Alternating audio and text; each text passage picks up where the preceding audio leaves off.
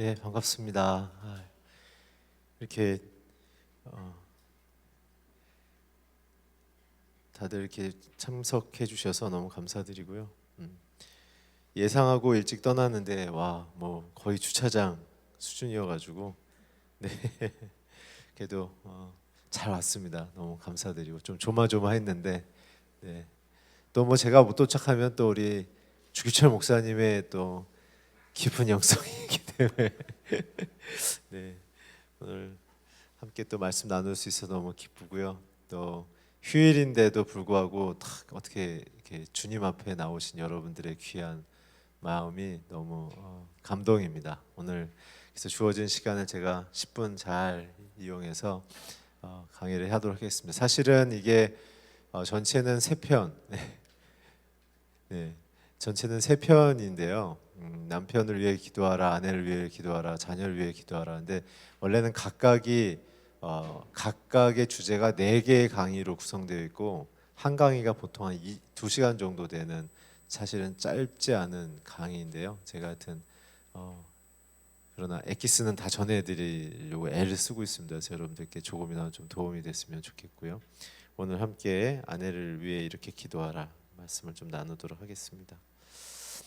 지난주에 남자에 대한 하나님 창조 이야기 함께 나눴죠. 하나님의 권위를 따라서 만들어졌고 하나님께 충성하는 것이 그래서 통치와 그리고 경영하는 것이 남자의 하나님의 주어진 사명이었다. 그래서 하나님이 주시는 창조의 모든 내용을 마음에 품고 이해했고 그리고 하나님의 관점, 하나님의 목표에 대한 부분을 충분히 이해해서 하나님이 주신 가정과 하나님이 주신 세상에 대한 경영과 통치를 하는 것이 남편의 의무였다라는 것이었고 남자에게 있어서 가장 중요한 신앙적 고백은 I'm nothing이라고 말씀드렸어요. 나는 무기질로 만들어졌기 때문에 성령이 내 안에 들어와서야 내가 의미 있는 존재가 된 거다. 그래서 완전히 하나님과 밀착된 관계가 남자의 관계라고 말씀드렸어요. 그래서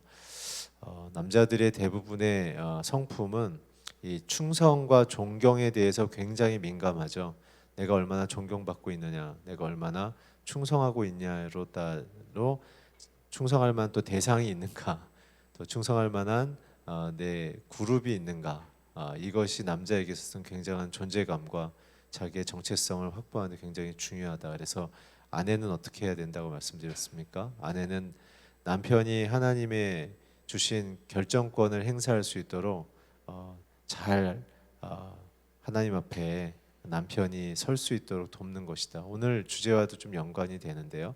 예, 그것이 지난주에 드렸던 핵심적인 메시지가 되겠습니다.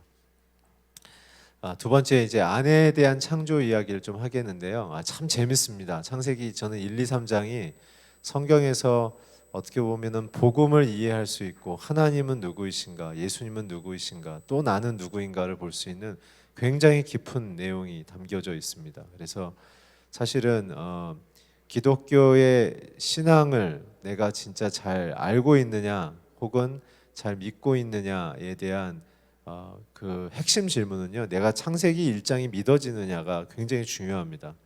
많은 사람들은요, 예수님은 믿는다 그러지만 예수님과 관계없이 신앙생활하는 경우가 굉장히 많습니다.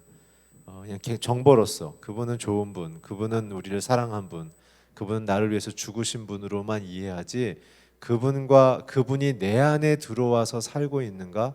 라는 질문을 했을 때는 굉장히 다들 놀랍고 또 굉장히 당황하는 부분들을 경험하게 되어지죠. 마찬가지로 창세기 1장에서 하나님이 나를 창조하셨다라는 고백이 기독교 신앙의 출발이자 사실은 모든 것을 포함하고 있습니다. 왜냐하면 그분과의 나의 관계, 그분과의 나의 삶의 의미, 또 그분이 내 인생에 무엇을 이루고자 하시는지에 대한 이해함이 있기 때문에 창조 신앙이 굉장히 중요합니다, 여러분. 여러분들 예수님이 여러분들 창조하심을 믿으시기를 축복합니다. 예, 어떤 사람들은 이렇게 얘기해요. 예수님 우리에게 굉장히 좋은 분이고 우리 죄를 용서했지만 나의 시작은 그냥 뭐 진화론적인 생각을 갖고 있거나 아니면 그냥 알 수 없는, 그냥 그것은 알 수 없죠라는 생각을 갖고 있는 분들도 굉장히 많아요. 여러분 진짜 이성을 가졌다라면요, 합리적인 생각을 해보세요. 왜냐하면 어떻게 존재했는가에 대한 이야기. 남성분들이 좀 많으면 제가 이 얘기를 굉장히 좀 깊게 해드릴 텐데, 제가 저는 창조 과학에 대한 이야기를 하려는 게 아니라 창조 신앙에 대한 이야기를 하려는 겁니다. 예. 그냥 논리적으로 생각을 해보세요, 여러분. 우리가 배운 우주의 기원, 물질의 기원을 얘기를 할 때 우리가 사실은 속고 있는 부분이 있어요, 여러분. 예를 들면 우주의 첫 시작의 빅뱅 이론을 우리는 교과서에서 배웠잖아요. 근데 실제로는 천문과학자들하고 얘기를 해보면 빅뱅 이론은 굉장히 저급한 이론으로 굉장히 불쾌해합니다. 우주과학자들은 빅뱅 이론을 정설로 받아들이고 가르치는 현재의 교육 시스템에 대해서 굉장히 불쾌해합니다. 왜냐하면 빅뱅 이론은 허술한 점이 굉장히 많기 때문에 그래요. 근데 설명하기가 너무 드라마틱하기 때문에 채택이 된 거예요. 예. 빅뱅 이론의 최약점은 뭐냐면 이제 이거는 그냥 상식이니까, 여러분 신앙이 아니라 상식이니까, 예, 우리 또 도육하 목사님과 함께 공동체를 하신 여러분들의 수준이면 이 정도는 충분히 알고 계셔야 될 것 같아서 제가 말씀드리면, 우주는 지금도 팽창하고 있다고 모두가 믿고 있어요. 그거는 어떤 과학자든지 그거는 100% 함께 동의합니다. 저도 사실은 그 부분을 지지하고, 그 부분에 대한 증거로는 별들의 간격이 계속 멀어지고 있어요. 예. 그 때문에 그것은 우주가 이렇게 팽창하고 있다는 뜻이죠. 아직도 팽창한 거예요. 그래서 사람들은 그것이 폭발로 인한 팽창이다라고 생각하는데, 그렇지만 많은 천문과학자들은 그렇게 생각하지 않아요. 왜냐하면 이렇게 팽창하게 되면 예를 들면은 여러분 우리가 자동차가 나로부터 가까이 있다가 멀어지면 어떻게 돼요? 빨간 빛이 강했다가 점점 멀어지면은 빨간 빛이 약해지는 느낌이 들어요. 이제 그게 그 죄송합니다, 여러분 괴롭히는 게 아니라 도플러 효과라는 얘기 들으셨죠? 예.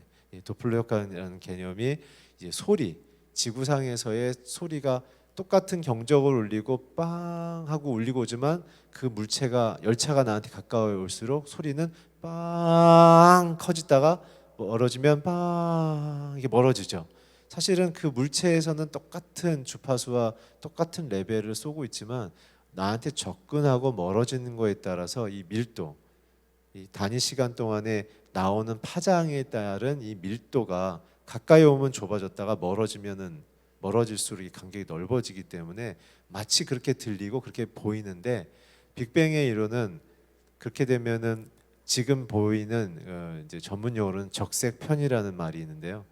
빛이 가까워서 밝아지고 빛이 멀어지면서 좁아지는, 이렇게 더 흐려지는 부분들에 대한 설명이 불가능한 결정적인 결함이 있어요. 그런데도 왜 받아들일까요? 설명하기가 멋져서 그래요. 멋져서. 근데 제가 드리고 싶은 얘기는 그거예요. 뭐 그 말을 만약에 우리가 의미 있게 생각한다면, 여러분 지구 우주가 폭발을 해서 이렇게 커진대요. 그럼 생각해 보세요. 여러분 폭발하려면 두 가지가 필요하지 않겠어요? 첫 번째는 폭발하려면 공간이 필요하지 않겠어요? 공간? 폭발하려면 공간이 필요해. 지금 빅뱅의 이론은 아무것도 없는 상태에서 공간이 만들어지고 우주가 만들어졌다는 얘기예요. 예, 굉장한 소설이죠. 근데 여러분 폭발하려면 폭발할 수 있는 그 어떠한 물질과 공간이 필요해요. 두 번째, 폭발할 수 있는 엄청난 에너지가 필요해요. 근데 어느 이론도, 우주 기원설을 설명하는 어떤 이론도 그 이니셜 컨디션, 초기 조건에 대한 이야기, 그럼 그 에너지는 어디서 왔고 그 공간은 어디서부터 시작됐는지에 대한 얘기를 아무도 할 수가 없어요. 이건 제가 일반 과학자들하고 디베이트를 하면서 제가 발견한 이야기예요. 그래서 이 부분을 질문드리면 아무도 대답할 수 없어요. 그러니까 이게 이성의 한계인 거죠. 그러니까 여러분 우리가 배운 것이요 다 진리가 아니에요. 예. 우리가 배운 것이 다 정설이 아닌 것입니다. 그리고 우리가 생물학에서 배웠던 것처럼 배아가 이렇게 태아 배아를 펼쳐 보면은 어류와 뭐 조류와 파충류와 뭐 이런 것들이, 양서류와 이런 것들이 점점점 복잡해지는 것처럼 모양이 똑같다라고 주장을 하잖아요. 근데 그게 45년 전에 미국 법정에서 그걸 발표하신 분에 대한 고소가 들어와서 결국은 그 본인 스스로 자기가 조작했다고 인정을 했어요. 근데 우리는 다 그거를 교과서에서 맞다고 배우고 있잖아요. 그러니까 여러분, 성경이 진리예요. 성경이. 예. 과학이란 것은 사실은 그 현장에서 있어야 되고 현장을 관찰해야 되는 그런 내용이 필요합니다. 그렇기 때문에 우리는 과학적으로 성경을 이야기할 수는 없지만, 그러나 여러분, 과학적으로 설명을 못한다고 해서 그것이 존재하지 않는 건 아니잖아요. 여러분, 재밌는 얘기 해드려요. 지금 현재 엄청난 많은 질병이 있잖아요. 질병이 있는데 그 질병이 어떻게 생기고 어떤 과정으로 발전해서 어떤 식으로 그것이 사라지고, 그리고 그거에 대해서 확실히 약을 써서 처방할 수 있는 병이 몇 개일 거라고 생각하세요? 7개밖에 안 된대요. 7개. 예. 그러니까 우리는 다 그 세상의 인류가 갖고 있는 지성과 과학과 탁월성에 대한 우리는 일종의 집단 신앙을 요구받고 있는 거예요, 여러분. 예. 그러면 병이 어떻게 나는 줄 아세요? 면역력으로 이기는 거예요. 면역력. 몸의 항상성. 원래 건강했던 몸으로 돌아가려는, 이 말에 별로 재미가 없는 분은 아직 제대로 아파보지 않은 분이에요. 네. 여러분, 모든 과학의 내용은요, 사실은 창조주를 지지해요. 저는 이제 물리를 공부했는데, 저를 지도하셨던 이론 물리, 영국에서 굉장히 유명한 곳에서 이론 물리를 마치고 오신 분이 제 지도 교수셨는데, 제가 이제 계속 그분 방에서 이제 공부를 했었어요. 네, 그분 방에서 저는 이제 굉장히 재밌어해가지고 공부를 했는데, 제가 3년 동안 열심히 배우면서도 저는 신앙으로 그 교수님께 이제 신앙을 시간이 날 때마다 이렇게 예의를 지키면서 말씀을 드렸는데, 그분이 제가 졸업할 때 그 얘기 하시더라고요. 처음으로. 그래서 그래서 네, 그랬더니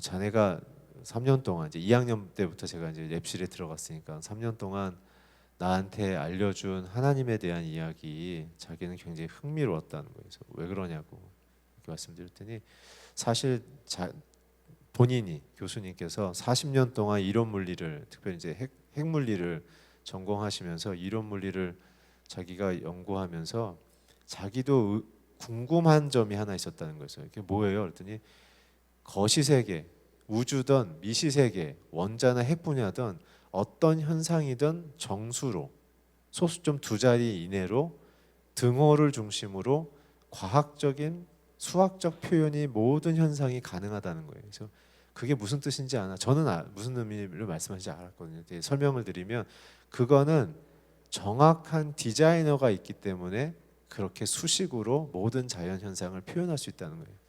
진화론처럼 이렇게 저렇게 되다가 어떻게 우등한 걸로 가려면 굉장히 그 중간 단계거나 엉뚱한 현상들이 많아야 되는데, 거꾸로 자연은 굉장히 질서적이라는 거예요. 질서적. 예. 질서 있어요. 질서. 지구와 달이요, 지금보다 약 100m만 가까워도요 다른 지구로 떨어져요, 여러분.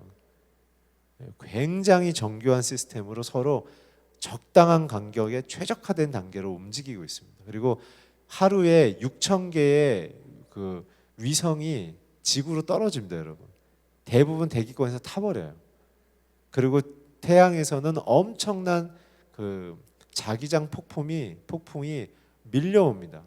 근데 지구에는 하나님께서 바날덴존이라고 해갖고 날라오는 이 전자파를 전부 다 흡수할 수 있는 또 다른 전자기장이 지구에 걸려 있어요. 그러니까 어떻게 해요? 엄청난 자기장이 들어와도 전부 다 해소시킨 거예요. 그래서 우리가 통신을 할 수도 있고 우리가 죽지 않는 거예요. 아마 그 바날덴존이 빠지면요, 우리는 바로 죽습니다. 그 전자기파가 다 날라와갖고 우리 세포를 전부 다 투과하면서 전부 다 터트려 버릴 거예요. 그래서 그냥 총 맞아 죽는 게 아니라 다 녹아서 없어져 버려요. 굉장히 무서운 상황인데 하나님은 그런 걸 다 만들었다. 그러면 과학의 역할은 뭔가? 하나님이 만드신 창조의 구조를 이성으로 발견해 나가는 거지, 그래서 과학자들이 뭘 신기한 걸 발견하면 인간의 탁월성이 발견된 게 아니라 하나님의 창조의 탁월성을 발견한 거예요. 사람이 기특한 건 그거를 이성으로 찾아냈다는 것 정도지, 사람이 발견했다고 해서 그 사람이 그걸 만들 수 있는가? 못 만듭니다. 못 만들어요. 예. 그렇기 때문에 저는 가정에 대한 이야기를 하면서 창조주 하나님을 자꾸 강조하는 이유는, 가정이야말로 내가 왕이 되기 굉장히 좋은 조건이에요. 내가 낸 자식, 내가 선택한 남편, 남자와 여자가 있기 때문에 언제든지 지배하고 소유하고 내 뜻대로 조정할 수 있다고 생각하지만, 여러분, 가정의 머리는 예수 그리스도 창조주이십니다. 그분의 선하신, 우주를 창조하신 그분의 놀라운 탁월성으로 내 가정을 하나님이 어떤 목표로 디자인하셨는지를 여쭈셔야 돼요. 여쭈셔.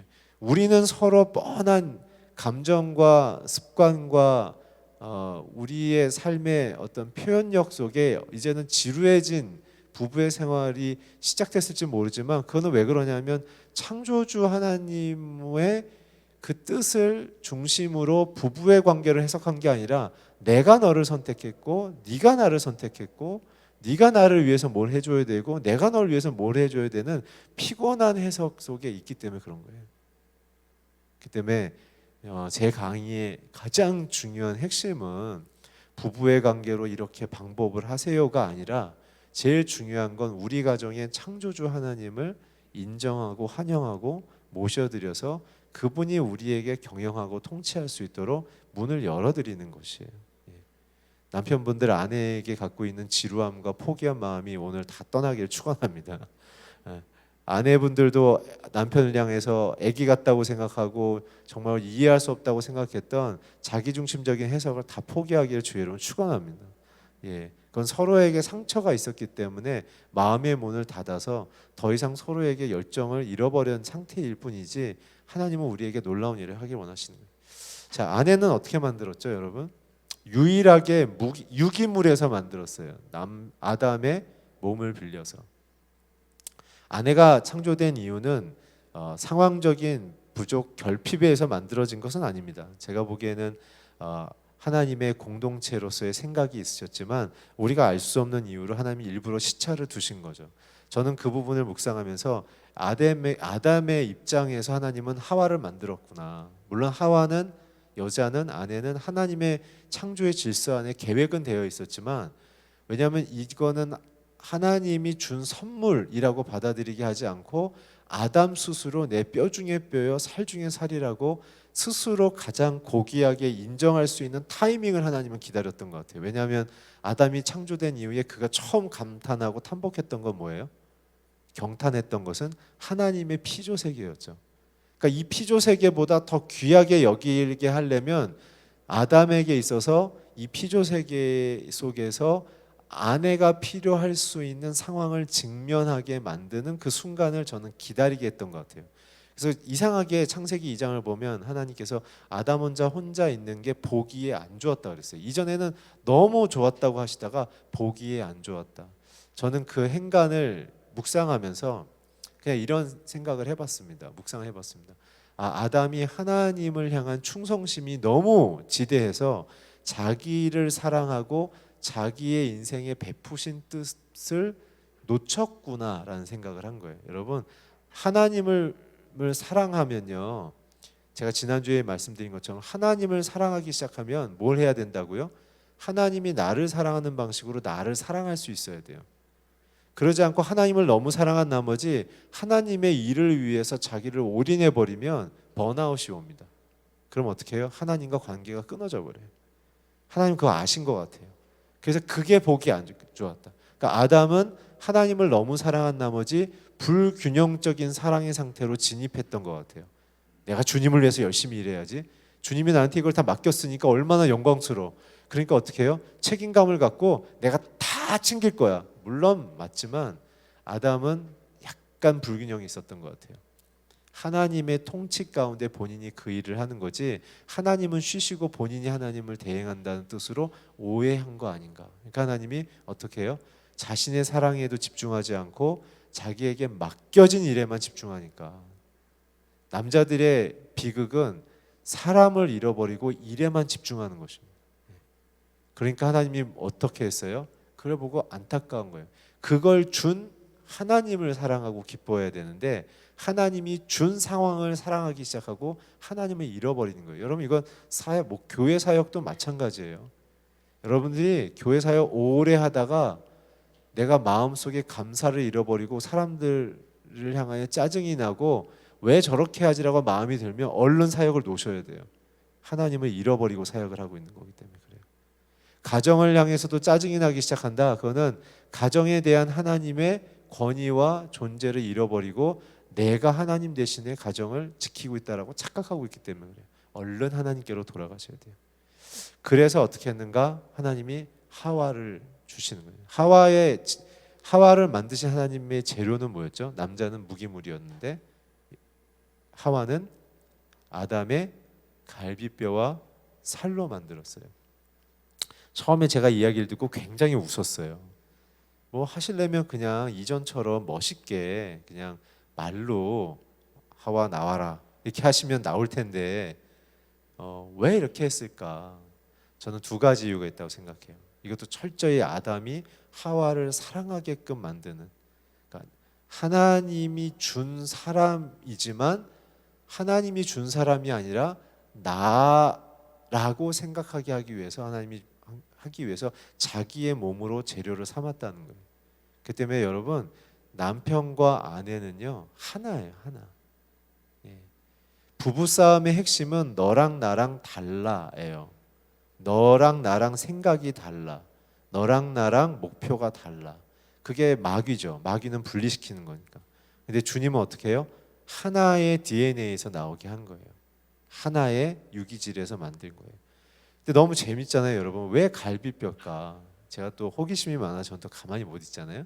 그래서 제가 그 의학 자료를 다 뒤져봤는데 제가 보면서 머리가 쭉 삐었어요, 여러분. 일단 재밌는 건요. 통계적으로 1000명당 두세 명은요. 우리 보통 정상적인 사람은 갈비뼈가 양쪽에 24대가 12대씩 대칭해 있어야 되는데 1000명 중에 2명 정도는 23개든지 25개로 나온답니다. 뭐 예, 이게 너무 재밌죠. 예, 저만 재밌을 수 있는데 재밌어요. 두 번째 진짜 재밌는 건 뭐냐면 우리 온 몸에서 가장 재생 세포가 많은 게 갈비뼈래요. 하나님은 자기가 만든 창조 질서를 존중하셨던 거예요. 우리를 만들 때 우리 몸을 안에 있는 세포 조직이 하나하나의 성질 속에 가장 재생력이 강한, 그러니까 빨리 만들어주고 싶었던 거예요. 그 갈비뼈의 DNA를 추출해서 갈비뼈로 이렇게 뭐 조각한 게 아니라 갈비뼈의 DNA로 아담의 분신인 하와를 만든 거죠. 그래서 아담이 고백한 거예요. 이 여인은 내 뼈 중에 뼈요. 아담도 너무 탁월하지 않아요? 하나님의 생각을 바로 이해했어요. 탁월한 남자는 돈 많이 벌어오는 게 아니라 하나님의 생각과 관점을 빨리 캐치하는 게 탁월한 남자예요, 여러분. 아내들이여 기준을 바꾸시길 축원합니다. 네, 네. 조 목사님 목소리. 네. 그래서 남편은 아내에 대한 최고의 찬사는 너는 나야라고 얘기하는 거예요. 그래서 저는 옛날에 제 아내가 한때는 우리 박신양을 좋아했는데 네, 처녀 때 얘기입니다. 이제 저를 좋아하죠. 네. 근데 그 왜 파리의 여인에 보면 내 안에 너 있다 이 얘기하잖아요. 저는 그 얘기들 너무 좋은 것 같아요. 그래서 맨날 제가 아내한테 내 안에 너 있다 맨날 그러면 아내가 아니까 그만 좀 하라고 이제. 예. 남편이 아내한테 할 수 있는 최고의 고백은 그건 것 같아요. 내 안에 너 있다. 그럼 아내는 두 번째 아내의 그러면 사명은 뭘까요? 존재가 남편으로부터 나왔다면 아내의 사명은 뭐냐면 죄송합니다. 두 번째 정체성과 사명이 연결돼 있어요. 아내는 남자는 하나님의 이름을 뭐라고 붙여줬죠? 생명, 리빙 스피릿이라고 붙여줬죠. 하나님의 생각과 마음, 성령으로 움직였기 때문에 남자는 그렇게 알았다면 여자는 뭐라고 그러냐면 에젤이라고 부르셨어요. 에젤. 그게 뭐냐면 어시스턴트라는 뜻이에요. 남편을 어시스트하는 거예요. 그럼 이거 비성가 아니에요, 여러분. 아내의 역할은 지난주에 말씀드린 것처럼 남편을 하나님 앞에 세우는 거예요. 하나님의 뜻 앞에 세우는 거예요. 남편이 하나님의 뜻을 존중하고 하나님의 뜻을 따를 수 있도록 열심히 돕는 게 아내예요, 여러분. 바가지 긁는 게 아내의 역할이 아니라 어떻게 하든지 남편이 하나님의 뜻을 소중히 여기고 하나님의 뜻을 이루는데 기꺼이 나아가도록 돕는 거예요. 굉장히 중요한 거예요. 그래서 가정의 하이어라키를 보면 예수님, 그 다음에 남편, 그 다음에 아내, 그 다음에 자녀예요. 여러분, 이것은 우열의 개념이 아니에요. 여러분, 아내에게는요, 하나님이 어떤 탁월성을 줬냐면 하나님의 생각도 이해하고 남편의 생각과 마음도 감찰할 수 있는 여섯 번째 센스, 육감을 주신 거예요. 그래서 남자들에게는 육감에 대한 얘기 안 하지만 여자들에 대해서는 일반적으로 육감에 대한 이야기를 하죠. 그래서 저는, 그러니까 여자들은 그렇잖아요. 남편이 얼굴만 봐도 오늘 무슨 일 있었지? 금방 뭐가 오잖아요. 그렇죠? 안 오십니까? 오셔야 되는데. 근데 남자들은 잘 그렇게 못해요. 남자들은 일이 중요하고 자기 자신이 중요하고 충성심에 관련된 프로세스가 굉장히 중요하지만 여자는 사람이 굉장히 중요한데 특별히 뭐예요? 남편의 내면과 정서와 이벤트에 대해서 굉장히 민감해요. 그래서 저는 제 아내를 보면서 뭐 대부분 아내들이 그렇지만 제가 아내한테 발견한 거예요. 제 아내만 그렇다는 게 아니라 모든 아내가 그런 건데 제 아내는 제가 정말 밖에서 무슨 일이 있었어도 항상 저는 그 저희 서빙고에서 지금 없었지만 서빙고 사무실 안에 저희는 샤워실이 있었거든요. 늘 성도들이면서 깨끗하게 하고 가라고 이렇게 샤워실에서 저는 뭐 일 다 마치면 좀 제가 흐트러졌으면 반드시 샤워를 하고 그리고 제 옷장에 있는 새 옷을 사무실에다 한 두세 벌 새로 갖다 놓으니까 막 구겨진 옷을 새 걸로 갈아입고 구겨진 거는 가방에 넣고 들고 가요. 그리고 너무 피곤하면 문 앞에서 저는 문고리를 붙잡고 하나님 교회에서 있었던 모든 복잡한 생각과 마음은 내가 문 앞 현관에 놓고 들어갈 테니까 하루 종일 나를 기다리는 아내와 아이들을 위해서 하나님 내 안에 기쁨을 주세요. 그리고 환하게 웃게 해주세요. 그리고 들어가거든요. 그래서 들어가서 저는 들어가면은 항상 지금 이제 결혼한 지 저는 24년 되는데요. 큰애가 대학교 3학년이고 군대 가 있는데 전 지금까지 항상 하는 건 뭐냐면 들어가면 다 이름을 불러요. 제 아내가 이제 이름이 효숙 씨인데요. 이제 집에서 제가 뽀숙 씨를 그래요. 뽀숙 씨 그리고 세진아, 의진아, 하진아, 유진아 다 불러요. 그럼 다 나오면은 제가 아내부터 다 안아줘요. 다 안아줘요. 처음에는 달려드는 애들부터 안아줬는데 이제 기강을 잡는 거죠. 나는 아내가 엄마가 제일 중요해. 그래야 질서가 세워지더라고요. 그래서 이제 그렇게 하고 하는데 아내는 저를 딱 보면서 한마디예요. 애들이 이제 다 이제 저하고 인사하고 방에 들어가면 이제 저한테 한마디예요. 여보 오늘 무슨 일 있었어요? 딱 그래. 있었거든요, 사실. 다 깨끗하게 하고 왔는데도 아내는 저를 딱 보는 순간 오늘 무슨 일 있었죠? 얘기해요. 그럼 없었다고 얘기하죠. 그럼 아내는 알아듣는 거예요. 그러면 아내는 어디로 가냐면 기도의 자리로 가요. 하나님께 저를 맡기는 기도를 해요. 저는 그 기도로 굉장히 많이 위로와 힘을 얻었어요. 그러니까 아내들이 해야 될 일은 뭐냐면 남편이 하나님 앞에 설 수 있도록 하는 거예요. 그 좋은 예가 에스더예요. 에스더는 아하수에로 왕과 결혼했지만 여러분 역사서를 제가 뒤져보니까 아하수에로 왕과 딱 하룻밤 잤어요. 그 아하수에로 왕이 조금 성 독차증이 있는 남자예요. 그래서 그 이미 아내가 7이나 있었지만 그 구테타 과정 속에 다 폐위를 시켜버리고 새 아내를 맞이하는데 전국에서 예쁜 여자애들을 다 받고 그리고 또 지원까지 받아요. 근데 원래 법상으로는 귀족들 안에서만 선택받는 거였어요. 근데 이 남자가 이 구테타로 인한 스트레스가 심하니까 그리고 자기는 그런 식으로 풀어야 되니까 그래서 그 페르시아 역사서를 보게 되면 정확한 인원이 나와 있는데 287명의 아름다운 젊은 여자들을 하고 왕궁에서 넉 달 동안의 준비 기간을 거쳐요. 그 다음에 어떻게 했냐면 이건 역사서에 나온 얘기예요. 아하수에로 왕에 대한 역사에 대한 이야기인데 그 에스더의 장면에 280여일 동안 매일매일 그 여자와 잤어요. 한 명씩. 그리고 엉뚱하게도 성적인 만족감을 주는 여자를 선택하기로 한 거예요. 그러니까 사실은 출신을 바꾸기 위해서까지 그렇게 무릅쓰는 여자도 있었지만 대부분 여자들은 굉장한 수치심으로 끌려왔던 거예요. 근데 에스더가 딱 짚인 거예요. 그러니까 에스더는 얼마 더 수치심이 있겠어요. 어떻게 보면 성폭행이잖아요. 수치심 속에 있는데 또 왕비가 됐네. 왕비가 되면서 또 다른 쿠데타가 일어나서 하만이 등장하면서 왕은 친위대에 둘러싸여서 계엄령 선포되면서 자기의 그 집무실에 칩거하고 있고, 이 에스더는 무려 8개월 동안 남편을 만나지도 못해요. 하룻밤 잠 사이에. 근데 에스더에게 무슨 사명이 떨어져요? 하만의 계략으로 이스라엘이 전부 다 몰살당한 지금 위기로 몰려가고 있을 때 모르드게를 통해서 어떻게 해요? 네가 이때를 위해서 왕비가 된 거니까 나가서 얘기하라. 그랬더니 에스더가 어떻게 해요?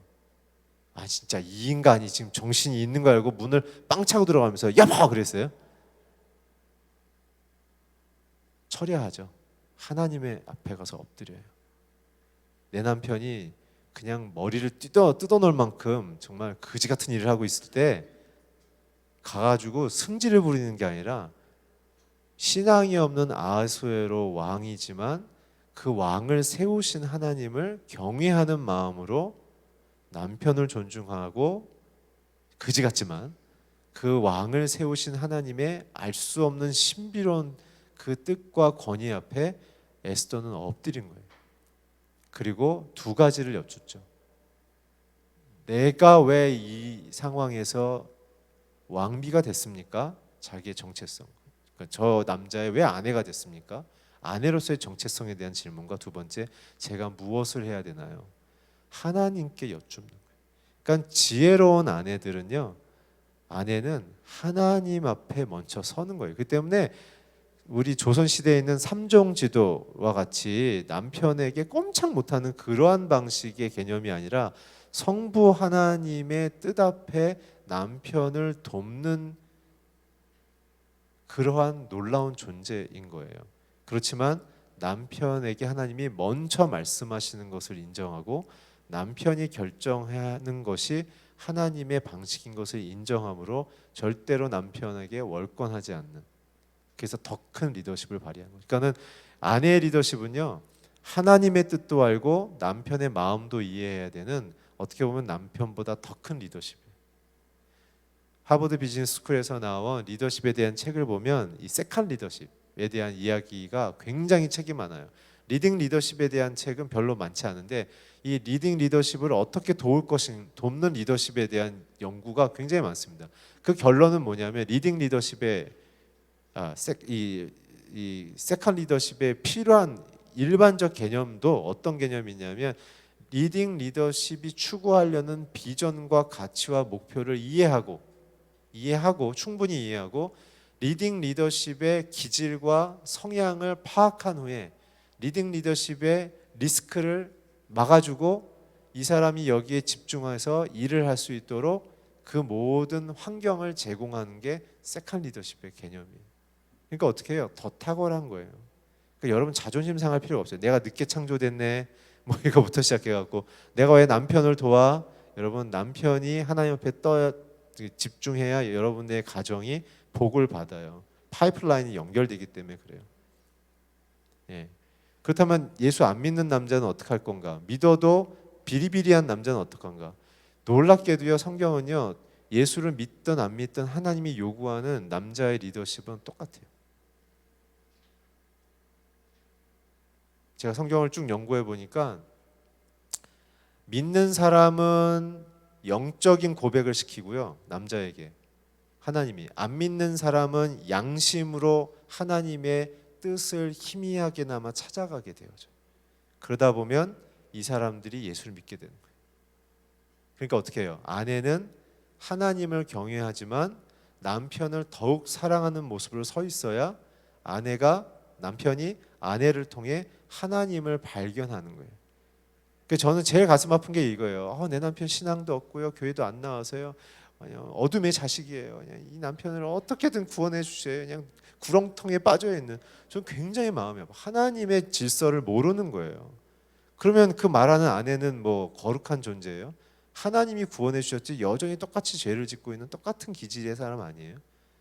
그러니까는 우리는 자꾸 선을 걸려고 그래요. 주님은 선을 넘어서 어둠과 죄악 속으로 들어오시는데 우리는 자꾸 선을 거서 나는 깨끗해 너는 더러워 이렇게 가는 거예요. 나는 하나님의 딸 너는 어둠의 아들 뭐 이렇게 되는 거예요. 성경에 그런 게 어디 있어요? 그러니까 그것부터 우리의 마음이 바뀌어야 돼요. 네. 아시겠죠? 네. 그래서 굉장히 중요한 것은 하나님이 남편에게 제일 먼저 얘기하세요. 근데 남편이 못 알아들으면 아내에게 얘기하세요. 그러니까 여러분들이 생활하시다 기도하시다가 이거 하나님의 뜻인데 하나님 이렇게 원하시는 것 같은데 라고 마음이 들면 첫 번째 뭐라고 생각하셔야 되냐면 으이그 저 인간 하나님의 뜻도 모르고 이렇게 하면 안 되고 남편이 들었구나.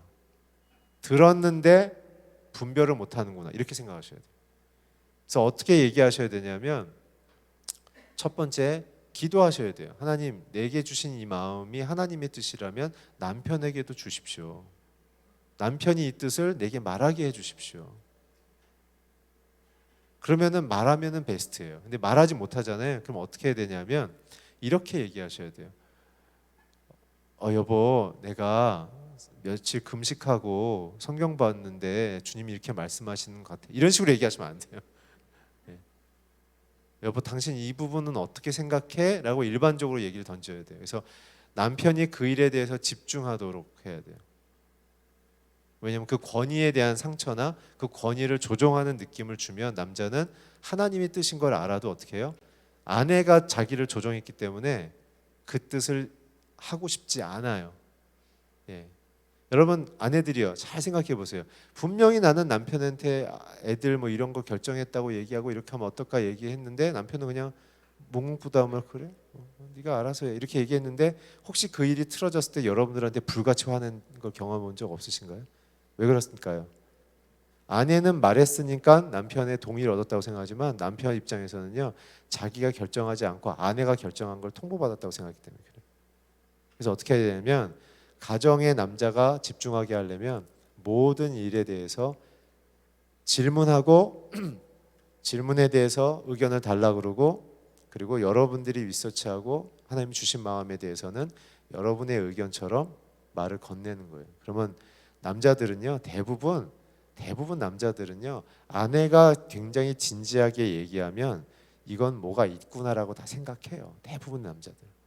그래서 어떻게 하냐면 집중해요. 그리고 그 속에서 무엇이 옳은지를 찾으려고. 왜냐하면 권위자의 역할의 기능을 해야 되니까 정리를 해주고 결정을 해줘야 되기 때문에 굉장히 집중합니다. 그러니까 그게 아내가 할 수 있는 굉장히 지혜로운 방식이에요. 에스더가 그렇게 한 거예요. 그래서 어떻게 해요? 기도한 다음에 그 법상 왕이 오라고 그러지 않으면요 죽여버려도 돼요. 계엄 영상에는 제가 찾아봤더니. 그러니까 에스더가 어떻게 해요? 왕궁의 그 집무실 기둥 뒤에 서 있었다고 그랬죠. 몇 시간을 서 있는지 몰라요. 제일 예쁘게 차려입고 남편을 존중하는 태도죠. 제일 예쁘게 차려입고 몇 시간. 그러니까 아하수에로가 보다가 에스더네. 이리 와. 왜 왔어요? 계속 물어보잖아요. 에스더 보세요. 아니 이렇게 잘못하면 당신 죽을 수 있는데 여기 왜 왔어요? 계속 3번인가 물어봐요. 그러니까 에스더가 얘기 안 하고 지혜로운 거는 아까 제가 말씀드린 것처럼 바로 얘기 안 했어요. 당신은 왜 죽이려고 그래 안 하고 당신 너무 힘들죠. 스트레스 받고 있죠. 당신이 좋아하는 잔치, 연회 베풀어 줄게요. 만찬 베풀어 줄 테니까 당신 오세요. 3일을 해줄게요. 막 신이 났어요. 역시 내가 새 아내 잘 구했다. 뭐 이런 식의 생각을 했겠죠. 근데 에스더가 굉장히 지혜로워요. 근데 하만을 꼭 데려오세요. 하만을. 알았어요. 근데 왜 나왔어요? 그거는 제가 잔치 마지막 날 얘기해 드릴게요. 그렇게 했더니 어떻게 해요? 잔치 둘째 날에 하만을 자꾸 오른쪽에 앉히는 에스더의 그 의도가 뭔지 때문에 아하수에로가 잠이 안 와가지고 어떻게 해요? 그동안 결제하지 않았던 결제 서류를 다 갖고 오라고 그러죠. 그래서 이제 서기관이 적었던 그 이제 하만 대행 체제에서 일어났던 그 국가 정책 결정서들을 다 보니까 모르드게가 얘기하고 있었던 진짜 쿠데타의 주범은 하만이라는 사실을 그날 밤에 알잖아요. 그러니까요, 하나님이 믿지 않는 남자에게도 양심을 통해 알게 하시는 거예요. 그러니까 제발 아내들은 하나님의 대행자처럼 답을 주려고 하지 마시고요. 계속 남편에게 하나님의 뜻에 대한 고민과 집중을 할 수 있도록 환경을 열고 어떤 결정을 하든 그 결정을 기쁘게 받아들이세요. 그럼 결정은 두 가지일 거예요. 하나님의 뜻을 남편이 바로 결정하면 여러분 할렐루야 하시면 돼요. 근데 두 번째, 하나님의 뜻이 아닌 다른 뜻을 결정하죠. 그러면 실패했어요? 아니면 더 기뻐하세요? 하나님이 이제 공식적으로 여러분들의 남편을 고치고 훈련시키고 회복시키는 공식적인 문이 열린 거예요. 하나님은 인격적이기 때문에 남편이 거부하면요, 남편 안으로 들어가지 않아요. 제가 지난주에 말씀드렸죠. 미저리처럼 우리를 강제 조종하지 않으세요. 환영하고 모셔드려야 우리 안에 들어오는 거예요. 그러니까 어떻게 해요? 남편이 공식적으로 no 했기 때문에 하나님은 어떻게 해요? 자기의 뜻을 가르치시려고 이제 남편에게 엄청난 압력을 행사하세요. 양심의 가책이나 환경적인 압박을 받으면서 이제 무엇이 옳은지를 굉장히 고민하는 갈등의 구조로 들어가요. 그럼 여러분, 그러다가 남편이 부도가 나도요, 여러분 근심하지 마세요. 저희 아버님은 작지 않은 사실은 사업체를 하고 계시다가 이런저런 이유 때문에 부도가 났어요. 근데 저희 가족이 아버지와 함께 모두가 어머님의 질병 때문에 예수 그리스도를 인격적으로 한 번에 우리가 경험할 수 있는 굉장히 특별한 은혜를 경험했는데, 저희 아버지는 저희들과는 좀 속도가 굉장히 늦으셨어요. 근데 워낙 하여튼 주도적인 분이셔서 그게 우리만큼 신앙의 고백이 안 되는데, 아버님이 잘 하시다가 흑자부도가 났어요. 지금은 아니지만 저희 아버님 세대, 뭐 여기 앉아 계신 남자분 세대는 이해하시겠지만 어음을 썼잖아요. 굉장히 기업이 활발하게 왕성하게 성장하고 있었는데 그 경리부장이 자기 노름빚 갚으려고 그 아버지 회사 돈을 들고 튀었어요. 그래서 어음이 막 쏟아져 밀려오면서 흑자부도가 났는데, 아버님 입장에서 굉장히 억울하시죠. 근데 아버님이 그것 때문에 사실은 막 굉장히 고통하셔서 제가 모시고 한 2주 동안 이제 좀 요양하는 곳에 제가 모시고 들어가고 식사 대접 제가 챙겨드리면 그냥 아침에 일하시면 드시고 조용히 산책하시거나 호수에 앉으셨거나 해 떨어지면 들어서 주무시고 그렇게 하시다가 2주 지난 다음에 저한테 오시더니 새벽에 저를 깨우더니 됐다 가자 그러시더라고요. 그래서 차 안에서 저한테 얘기하셨어요. 태영아, 내가 내 평생 모든 모은 걸 잃어서 내가 인생이 끝나는 줄 알았는데 그 끝에 예수님을 내가 만났다.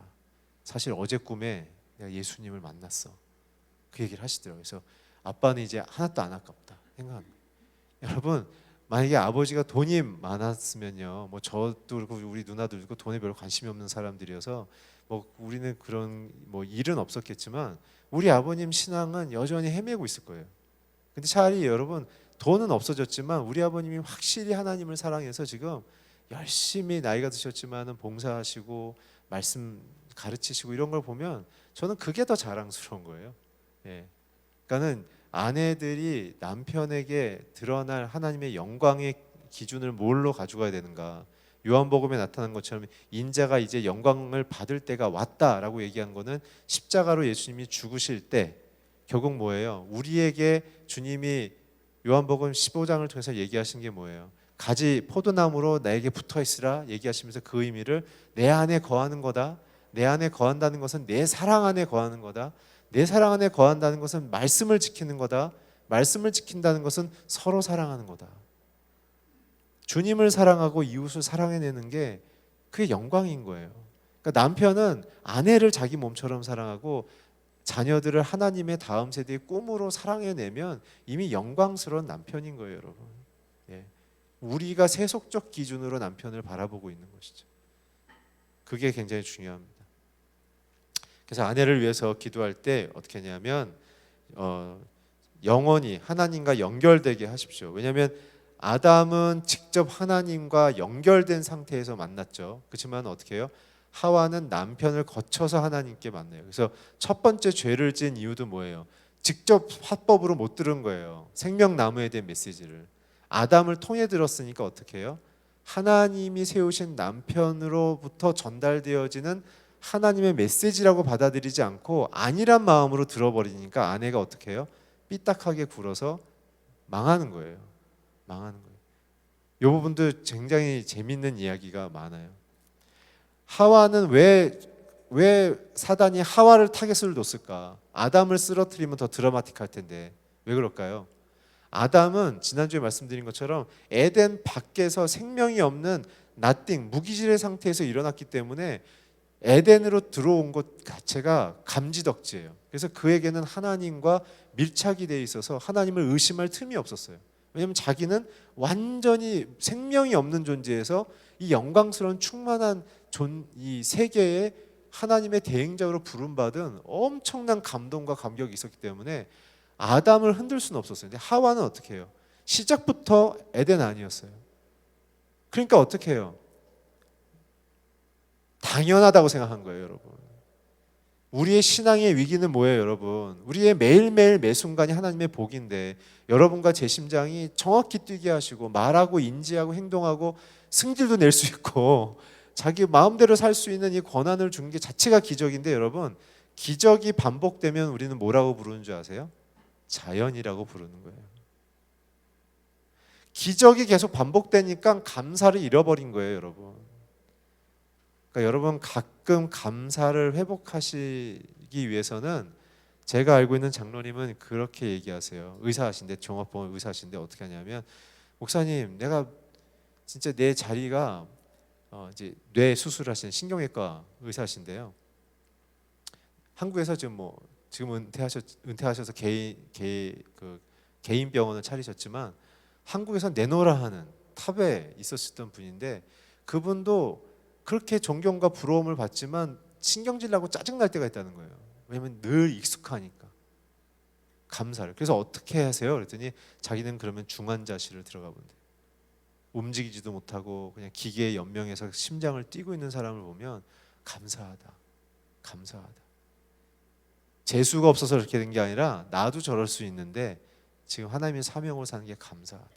그러니까 아내분들께서는 어떻게 하셔야 되냐면 마음속에 늘 하나님이 주신 축복으로부터 시작된 유일한 존재예요. 축복으로부터 시작된. 제가 보기에는요, 여러분 제일 고생한 피조물이 저는 물고기일 것 같아요.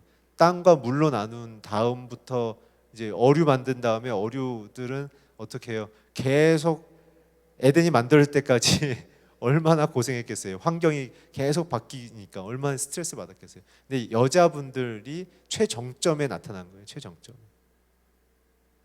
이미자죠. 이제 뭐 옛날 때지면 원래 가요 이렇게 콘서트 하면 마지막에 이미자가 나타나고 이제 끝나잖아요. 마지막에 가장 주인공으로 나타난 거예요. 그렇기 때문에 어떻게 해요? 감사도 있었지만 이게 마땅하다라는 생각이 있었던 거예요. 그러니까 어떻게 뱀이 뭐라고 꼬였어요? 이거보다 조금 더 얻을 수 있다라고 얘기하는 거잖아요. 네 남편 저렇게 고생하는데 주님이 시키신 거 다 하잖아. 그리고 모든 만물과 동물들이 네 남편에게 절하지 하나님께 절하지 않잖아. 그리고 네 남편이 다 조정하고 다 다스리잖아. 야, 그러면은 하나님보다 하나님은 저렇게 누리고 있으면 하나님 거 네가 다 가져 얘기하는 거예요. 이게 우리의 죄의 본질이에요. 하나님처럼 되려는 거, 하나님처럼 말하고 하나님처럼 결정하려는 거. 인간의 영광과 인간의 아름다움은 하나님 안에 있을 때 드러나는 거예요. 하나님 안에 있을 때. 하나님 밖에 나오면 없는 거예요. 그러니까 은퇴한 대기업의 사장님들이 이 부분에 대해서 굉장히 좋은 설명을 하시더라고요. 목사님, 제가요 삼성에 있을 때 제가 잘난 줄 알았어요. 삼성 딱 나오니까요 아무도 전화 안 하던데요. 삼성은 사장이 되면요 비서가 6명이 붙습니다. 그리고 그 2명은 집을 챙길 정도로 완전히 회사에 올인하라고 완전 풀 서비스를 해요. 근데 딱 은퇴하면 어떻게 해요? 오전 10시에 짐 비서들이 다 싸가지고 집으로 다 보내주고 마지막 운전 비서가 수행 비서가 집 앞에 딱 내려주면은 딱 끝이에요. 그러면은 그분 얘기해요. 목사님, 지하철이 어디 있는지도 몰랐어요. 동서남북을 자기는 어디 있는지를 모르겠다는 거예요. 맨날 다 챙겨서 다녀주니까. 여러분 감사하세요. 모든 것을 감사하세요. 그래서 특별히 아내는 하나님과 연결되는 부분을 특별히 더 강조해서 기도하셔야 돼요. 왜냐하면 하나님이 주신 탁월한 관점과 안목이 열려 있기 때문에 조심하셔야 돼요. 그래서 아내의 영혼의 중심엔 뭐가 있냐면 하나님으로 줄이고 하나님으로 목말라서 하나님만으로 내가 만족한다라는 고백이 있어요. 남편도 아니에요. 잘 보세요. 하나님만으로 만족해서 하나님이 주신 남편을 존경하고 사랑하는 거예요. 남편을 기준으로 삼으면 이제 폭발하는 거예요. 하나님을 원망하고 남편을 원망하는 거죠. 두 번째, 영혼의 만족이 뭐냐면 주님이 주시는 생명물이에요. 생명수. 성령인 거죠. 성령. 아내 또한 주님이 주시는 성령으로 충만하는 것이 여러분들의 만족이에요. 이 부분은 잠언서 31장을 읽어보세요. 현숙한 여인이 누구인가?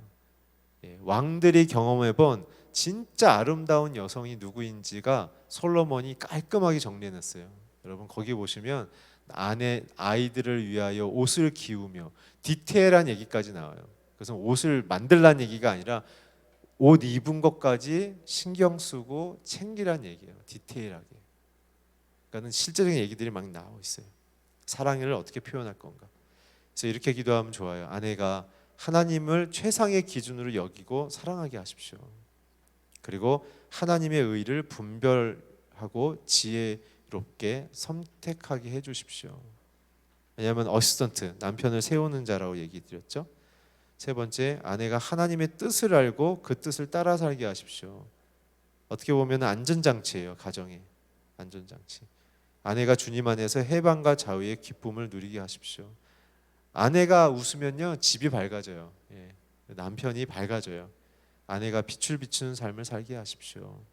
그리고 아내가 말씀을 읽고 기도하는 시간 속에서 하나님을 늘 만나게 해주십시오. 그리고 성장하게 하십시오. 두 번째까지만 제가 하고 오늘 마칠게요. 좀 시간이 너무 죄송합니다. 오늘 너무 열정적으로 찬양을 하셔서 좀 늦게 시작했어요. 제 강의가. 양해하십시오. 두 번째는 아내에게 있어서의 강점이자 약점인 이 이모션, 정서가 하나님께로만 연결되게 해야 돼요. 여인들은 남성보다 이모션이 굉장히, 왜냐하면 하나님을 민감히 느끼고 남편을 민감히 느껴야 되기 때문에 이 이모션이 굉장히 기름 부음이 있는데 그게 대상이 달라져 버리면 굉장히 어려워집니다. 하나님만을 갈망하게 기도해야 돼요. 성경이 말한 것처럼 생명이 근원이 마음이잖아요. 마음. 그러니까 내 마음이 하나님이 내 근원이란 사실을 잊지 마셔야 돼요. 여인들은 대부분 무엇이 옳은지를 굉장히 중요하게 생각해요. 의외로. 그게 왜 그러냐면 하나님이 하나님의 뜻을 분별하도록 만든 이 에젤의 스피릿이 있기 때문에 그래요. 그래서 여인들은 무슨 얘기를 들으면 저게 진짜일까? 라는 생각을 하신다고 그러더라고요. 근데 남자들은 어떤 얘기를 들으면 저기에서 내가 어떻게 크게 역할을 해보지? 어떻게 성공을 해보지라는 충성심의 역할로 가는 거예요. 그래서 아내의 마음에 하나님의 뜻으로 분별하고 세워질 수 있도록 굉장히 중요하게 생각해야 되고요. 남편들은 특별히 아내의 마음을 굉장히 잘 돌봐야 됩니다. 굉장히 잘 돌봐야 됩니다. 남편이 해야 될 역할이 첫 번째는 제사장이고 두 번째는 디렉터고 세 번째는 아내의 마음과 육체와 영혼을 공급해 주는 일을 해야 돼요. 근데 대부분 어떻게 하냐면 돈을 벌어다 주면 자기는 최선을 다했다고 그러는데 여러분 그거는 남자가 해야 될 기본이다. 기본. 그거는 요소조차도 안 돼요. 그건 기본이고 권위자의 역할의 핵심은 아내의 영혼을 돌보고 있어야 돼요. 그래서 저는 아내에게 하루에도 몇 번씩 꼭 물어보는 게 이제 집에 들어가면 오늘 어떻게 지냈어? 라고 전 꼭 물어봐요. 사무실에서는 오늘 일하느라고 힘들진 않았어? 그 당신 괴롭힌다라는 그 사람은 어떻게 지내고 있어? 디테일하게 물어보는 거예요. 그러면 아내는 저한테 해답은 얻지 못하지만 남편이 자기의 인생에 대해서 진짜 동반을 하고 있다라는 생각 속에 그 마음의 위로를 얻는 거죠. 사실 저는 살면서 제가 누나하고 살아서 그런지 모르겠지만 제가 아내한테 하나를 주면 아내는 저한테 다섯이나 열을 주려고 하더라고요. 그러니까 저는 이렇게 보면서 이게 아내가 참 너무 귀한 역할이구나라는 사실을 알게 되어졌어요. 그래서 정말 마음을 다해서 남편이 아내의 상태를 살피면 아내는 제 아내의 반응을 보면 제가 챙기면 아내는 저에 대해서 땡큐 하지만 저의 위에 계신 하나님을 향하여 기도하고 예배하고 묵상하는 모습을 더 깊이 가져가는 그런 모습을 보이게 돼요. 제가 뭐 큐티하라고 얘기한 것도 아니고 여보 기도하라고 얘기한 건 아닌데 제가 마음을 쏟아주면 아내는 하나님 앞에 자리에 가서 위로받고 충전받아서 애들한테 더 깊고 따뜻하게 행동하고 저를 향해 또 배려하는 그런 선순환이 일어나는 걸 보게 되어지는 거죠.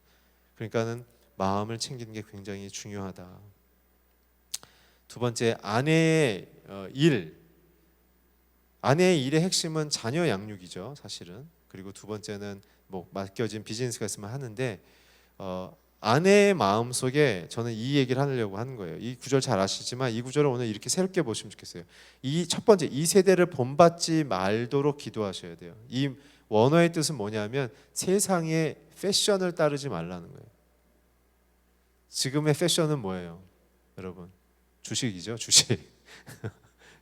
어떻게 재테크할 건가 지금. 예.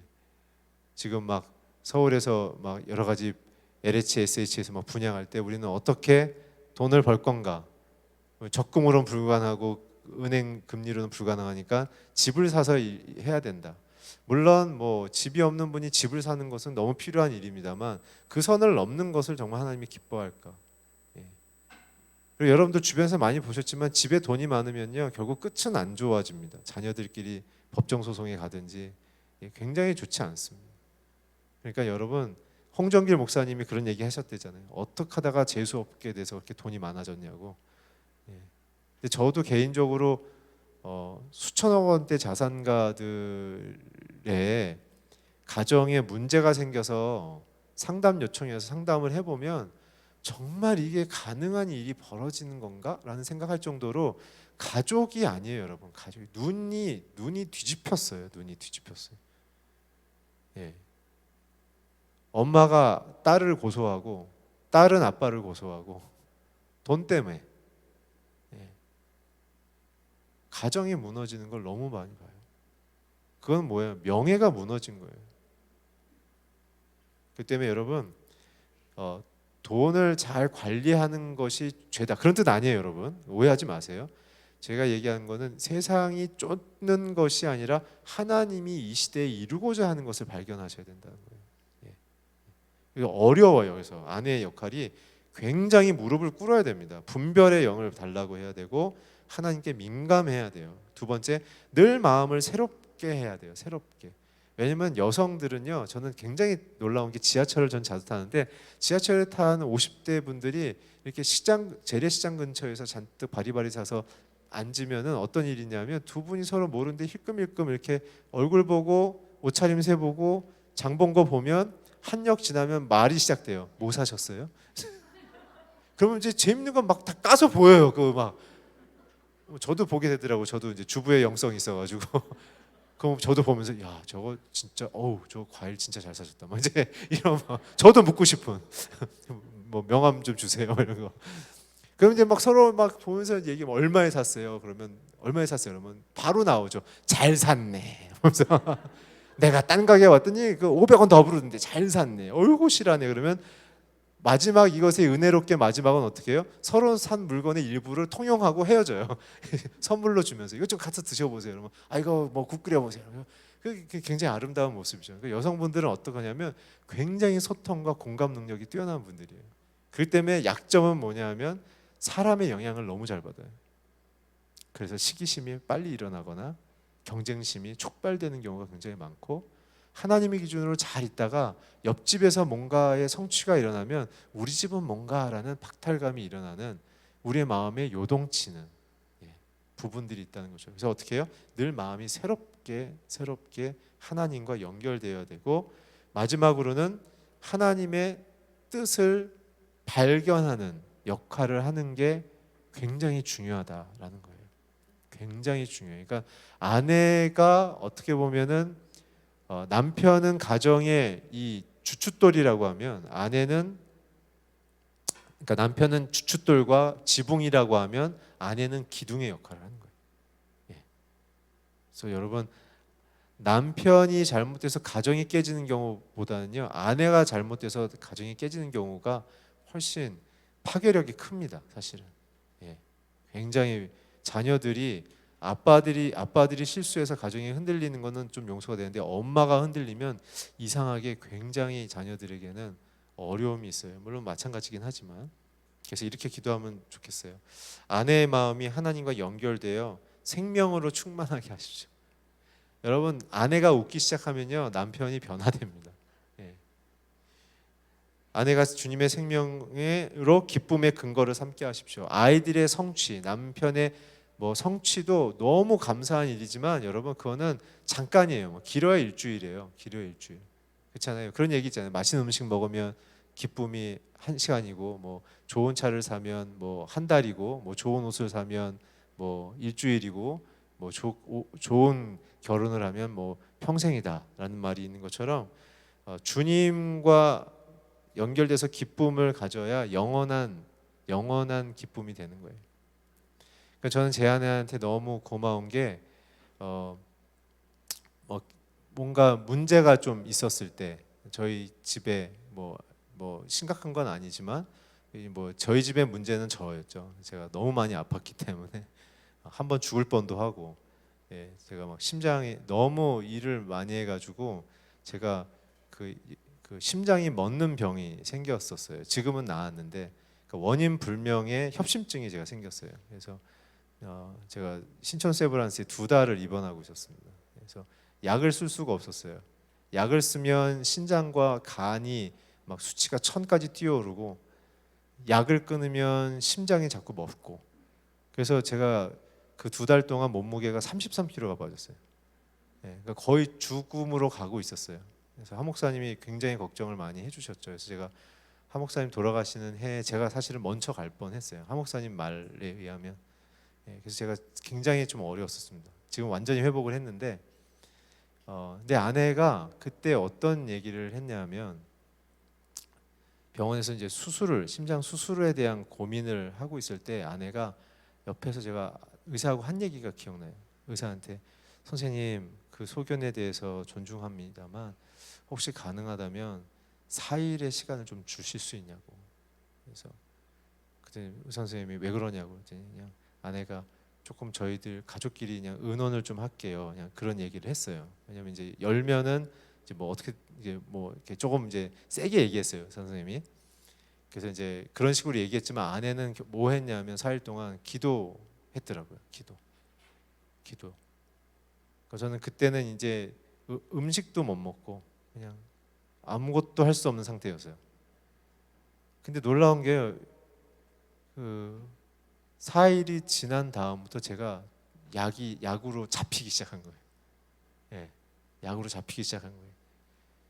그러니까 저는 너무 감사한 게, 아내가 거기에서 만약에 마음이 무너졌다면, 아이고야 그러고 무너졌다면 너무 힘들었겠지만, 근데 아내는 하나님을 바라보고 있었던 거죠. 예.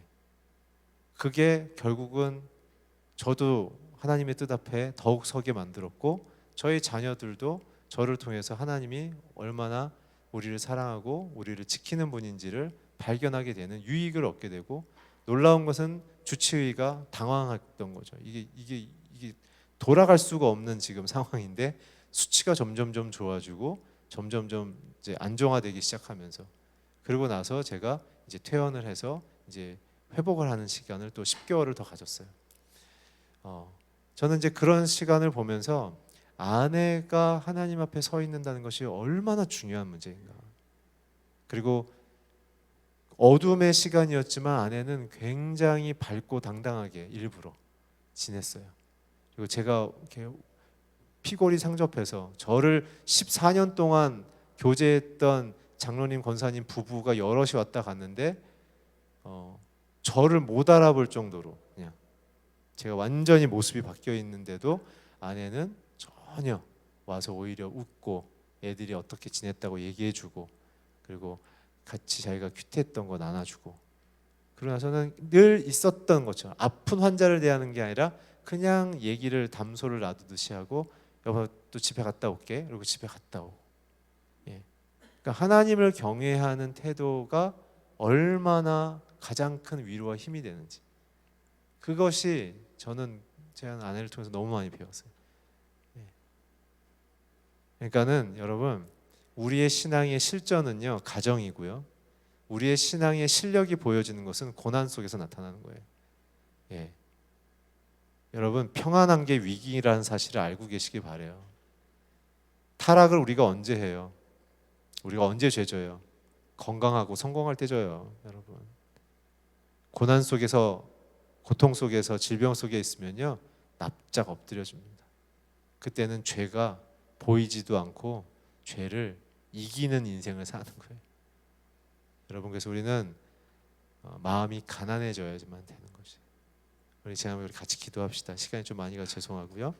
같이 기도했으면 좋겠어요. 눈을 감고 우리 하나님을 바라봅시다.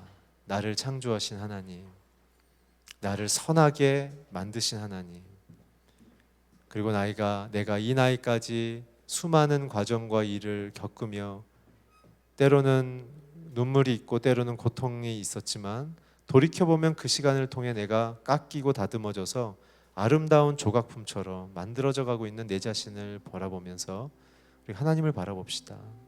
오늘 시간에 우리 기도할 때 하나님 내가 주님을 경외하는 에젤이 되게 해주십시오. 하나님의 뜻을 남편에게 보여주고 남편이 하나님의 뜻 앞에 설 수 있도록 돕는 하나님의 에젤 되게 하여 주시옵소서. 내 생각과 가치와 기준이 하나님이 되게 하여 주시고 하나님이 내 가정에 이루고자 하신 그 선한 뜻과 복과 행복과 감격과 사랑과 은총이 하나님께로만부터 온 것을 고백함으로 내가 주님만을 의지하며 주님만을 고백하며 주님만이 나의 생명임을 선언하게 하여 주시옵소서.